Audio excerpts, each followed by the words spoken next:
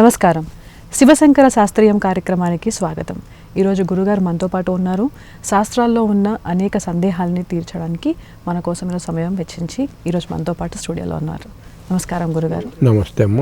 గురుగారు, ఇంటి ముందు దిష్టి కోసం కొన్ని వస్తువులు కడుతూ ఉంటారు చాలామంది, వాటి గురించి చెప్పరా?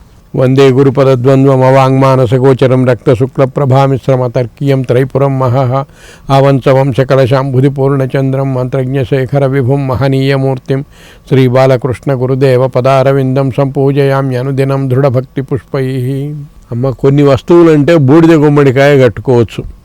ఆ రోజు వాస్తు పూజ చేసేటప్పుడు గృహప్రవేశం అప్పుడు ఆ గుమ్మడికాయను పెట్టి దాన్ని పూజ చేసి ఆ ఇంటి ముందు కట్టడం ఒక ఆనవాయితీగా ఉండేది. అది చేసుకోవచ్చు. అంతేగాని వెంట్రుకల తాళ్ళు, ఏదో పగిలిపోయిన శంఖానికి ఒక రంధ్రం వేసి ఒక గవ్వ, పచ్చిమిరపకాయలు లేకపోతే ఎండుమిరపకాయలు, వెంట్రుకల తాడు, తరువాత నిమ్మకాయలు ఇవి కట్టకూడదు. ఎందుకంటే ఆ కట్టిన ఇంటి ఎదురుగా శుభప్రదమైన వస్తువులను పెట్టుకోవాలి. కానీ రాగానే వెంట్రుకల తాళ్ళు, ఎండుమిరపకాయలు, నిమ్మకాయలు ఇవన్నీ కనపడటం దరిద్రం. వెంట్రుకల తాళ్ళు ఇవంతా దరిద్రం. ఇవి శని రాకూడదని ఇనపవి కూడా కడుతూ ఉంటారు. అది ఏదో తాంత్రికంగా ఉన్నాయిలేండి అట్లాంటివి. అయితే ఈ వెంట్రుకల తాళ్ళు ఇట్లాంటివి కట్టేది చెప్తున్నా. ఒక నల్లటి వెంట్రుకల తాడు పేని దానికి ఒక ఇంతలా గవ్వ, ఒక రంధ్రం వేసి తాడులోకి దూర్చి 4 నిమ్మకాయలు దూర్చి ఇంకా ఏవో 2 గవ్వలు ఇవన్నీ ఏమేమో అన్నీ కలిపి కడతారు వాకిటికి. వాకిలి మామూలుగా ఇల్లు అంటే లక్ష్మీ నివాస స్థానం అని చెప్తారు. ఆ నివాస స్థానానికి గడప ముఖ్యమైనది. ఆ గడప, ఆ సింహద్వారం ఉంటుందే, ఆ గడప పైభాగములో పూర్వము రోజులలో లక్ష్మీదేవిని కానీ గణపతిని కానీ చెక్కించేవాళ్ళు గడపకు పై పట్టె మీద. అందువల్ల ఆ దేవుడికి సన్మానంగా ఆయనకు ఆరాధిస్తున్నట్లుగా మామిడాకుల తోరణాలు, పూలదండలు పైన వేలాడగట్టేవాళ్ళు. కింద పాదములని చెప్పి పసుపు కుంకుమ కింద పూసేవాళ్ళు. అందువల్ల ఆ పైన వెంట్రుకల తాళ్ళు కట్టకూడదు గడపకు ఎప్పుడు కూడా. అది దరిద్ర హేతువు.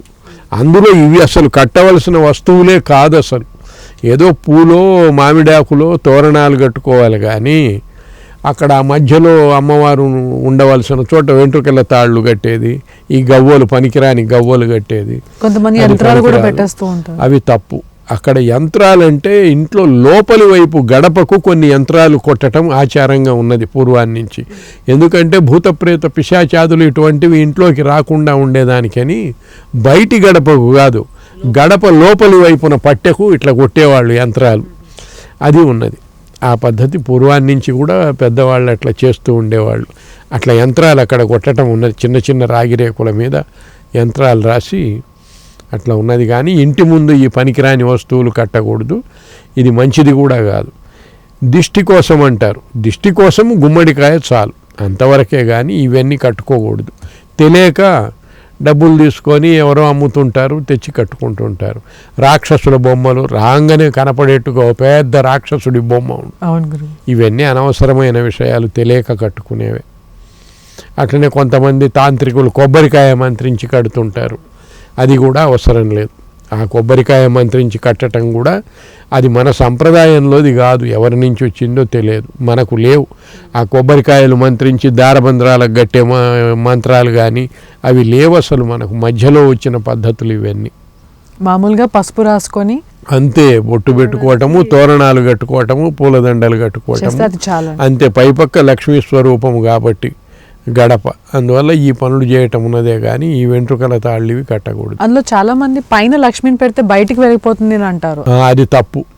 పూర్వము రాజుల కోటలలో కూడా వాళ్ళ నగరులలో కూడా సింహద్వారాల మీద లక్ష్మీ బొమ్మ, కూర్చున్న లక్ష్మీదేవి బొమ్మ ఉంటుంది, గణపతి బొమ్మ ఉంటుంది. లేదా అది తప్పు. అట్లా వెళ్ళిపోతుందని నిలబడ్డ లక్ష్మీదేవిని పెట్టకూడదు, ఇంట్లో ఫోటోలు అనుకోవటము, ఇవన్నీ తప్పు. అవంతా ఏదో లేనిపోని ఆచారాలన్నీ వచ్చినాయి. ఎవరెవరో ఏవేవో చెప్పి ఇట్లా చేశారు. కానీ అట్లేం లేదు. లక్ష్మీదేవి నిలబడ్డ రూపంలో ఉన్న ఫోటోలే ఉంటాయి, కూర్చున్న ఫోటోలు కూడా ఉంటాయి. అవైనా పెట్టుకోవచ్చు. అసలు లక్ష్మీదేవి కూడా ఆ సముద్రంలో నుంచి లక్ష్మీదేవి ఉద్భవించినప్పుడు అమ్మవారిని అక్కడ కూర్చోబెట్టి చుట్టూ దిగ్గస్తులు అంటే దిగ్గజములు 8 వైపుల నుంచి దిగ్గజములు బంగారు కలశములతో అభిషేకం చేసినాయి. ఇప్పుడు మన 8 అది లక్ష్మీ స్వరూపం.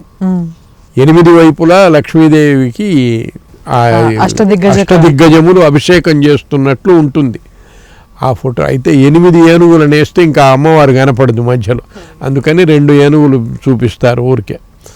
అంతేగాని ఇవన్నీ పెట్టకూడదు.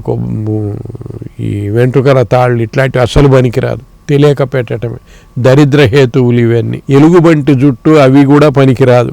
ఇంకొకడు, నేను నెల్లూరులో ఒక ఇంటికి పోతే వాళ్ళ ఇల్లు మంచి ఇల్లు, పెద్ద ఇల్లు, బాగా కట్టుకున్నారు ఇల్లు.